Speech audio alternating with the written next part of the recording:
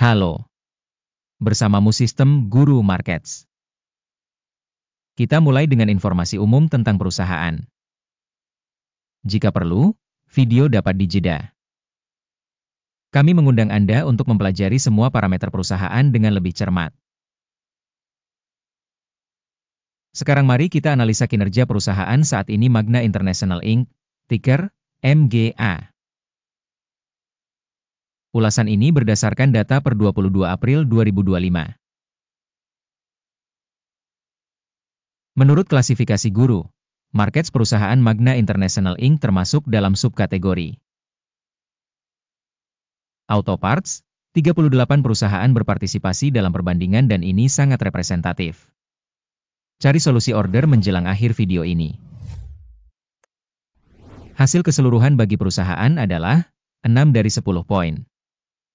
Hasil rata-rata untuk subkategori, 2,4 poin.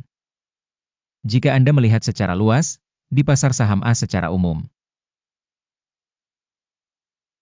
kita dapat mencatat bahwa hasil rata-rata pasar secara keseluruhan adalah 1,8 poin. Melawan skor perusahaan sebesar 6 poin Magna International Inc. Membandingkan pergerakan harga saham suatu perusahaan Magna International Inc. dan saham subkategori, kita bisa melihat bahwa selama 12 bulan saham perusahaan tersebut Magna International Inc. menunjukkan dinamika minus 32,6%. Terhadap perubahan harga untuk subkategori 6,5%. Ini jelas tidak berarti apa-apa, tetapi Anda perlu memperhatikan fakta ini. Kapitalisasi pasar organisasi Magna International Inc. senilai 9,09 miliar dolar. Dengan kapitalisasi pasar subkategori 270 miliar dolar. Magna International Inc. memiliki pangsa 3,367% dan merupakan salah satu perusahaan kecil di subkategori tersebut. Kapitalisasi neraca perusahaan diperkirakan mencapai 11,51 miliar dolar. Dan kapitalisasi neraca subkategori ini adalah 68 miliar dolar. Magna International Inc. merupakan bagian sebesar 16,936%. Dengan membandingkan saham bursa dan nilai buku, kita dapat melihat hal berikut. Membagikan Magna International Inc. pada subkategori penilaian kapitalisasi pasar saham sebesar 3,367%. Nilai bukunya sebesar 16,936%. Itu berarti peningkatan nilai pasar sebesar 403%. Penilaian pangsa pasar dan kapitalisasi keseimbangan organisasi dalam subkategori, baik, 1 poin. Liabilitas keuangan organisasi berjumlah 7,026 miliar dolar. Utang terhadap nilai buku adalah 61% ekuitas. Hasil kewajiban hutang perusahaan, lumayan, 0 poin. Keseimbangan harga pasar perusahaan terhadap keuntungan 9. Rata-rata subkategori sebesar 19,6 adalah 54% lebih rendah dibandingkan rata-rata subkategori. Penilaian indikator nilai pasar terhadap keuntungannya dibandingkan dengan organisasi subkategori, sangat baik, 2 poin. Keuntungan selama 12 bulan terakhir sebesar 1.009. Proyeksi pendapatan untuk 12 bulan ke depan diperkirakan sementara sebesar 1,695 juta dolar. Ini 67,9% lebih banyak dari sekarang. Penilaian indikator laba masa depan yang diharapkan dibandingkan dengan subkategori, baik, 0,5 poin.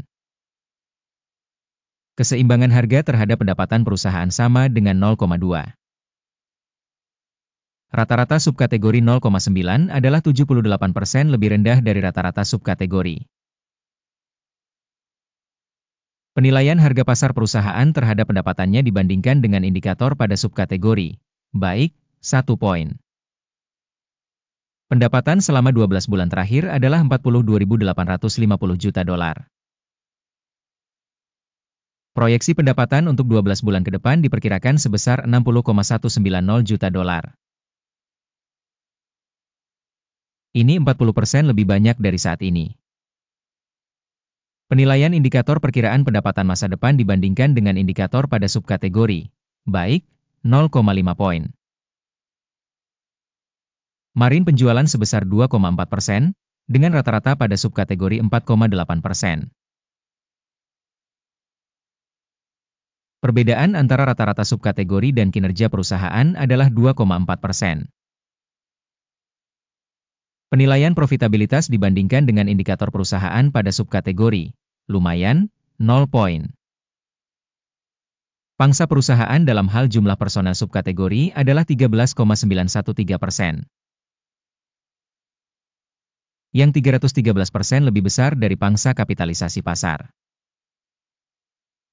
Dan ini mencerminkan kesenjangan antara harga pasar perusahaan Magna International Inc. kemungkinan besar mengarah pada perkiraan yang terlalu rendah. Jumlah modal setiap karyawan perusahaan adalah Rp53.000. Sedangkan di subkategorinya ada $221.000. Perbedaan antara rata-rata subkategori dan kinerja perusahaan adalah 76%.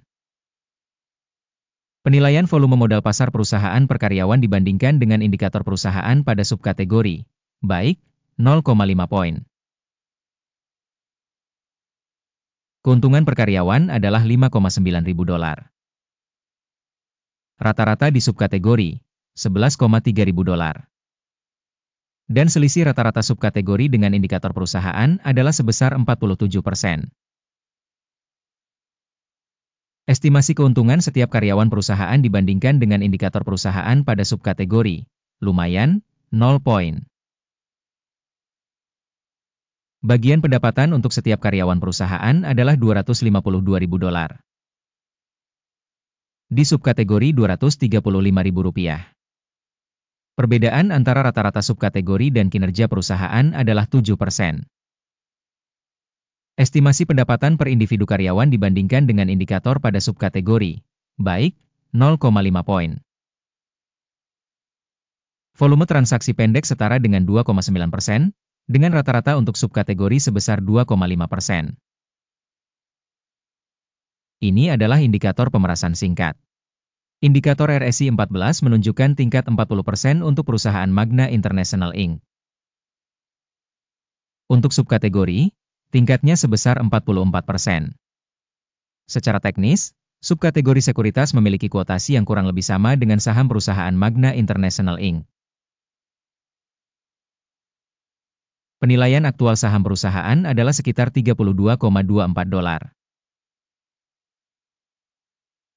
Target harga konsensus untuk saham perusahaan adalah sekitar $42,14. Perbedaan antara harga saat ini dan perkiraan konsensus adalah sekitar 31%. Ayo pergi ke tabel pemesanan yang tersedia untuk Anda, tautannya ada di komentar yang disematkan. Tabel pesanan benar-benar berisi semua keputusan yang dibuat secara publik musim ini oleh Sistem Informasi Penilaian Saham Guru Markets. Akses ke tabel pesanan benar-benar gratis dan terbuka, tautan di komentar yang dipasangi pin. Sebagai akibat dari penilaian saham perusahaan Magna International Inc. Sistem Informasi dan Referensi Guru Market suatu keputusan telah dibuat. Membuka kesepakatan beli dengan harga $32,25 per saham. Pesanan terbuka karena perusahaan memiliki rating yang cukup tinggi.